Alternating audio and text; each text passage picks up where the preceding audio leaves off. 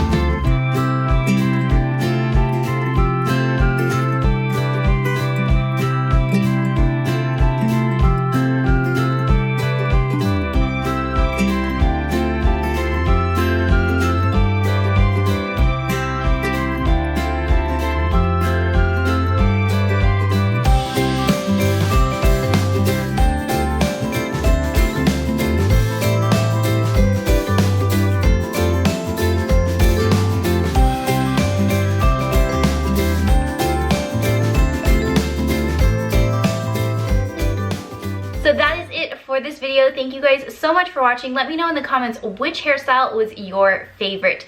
I have a few, but I think the one that stands out the most is probably the pigtails with the little bangs. I love pigtails. I think they're so cute and adorable. And when I wear pigtails with this shirt, I feel like Boo from Monsters, Inc.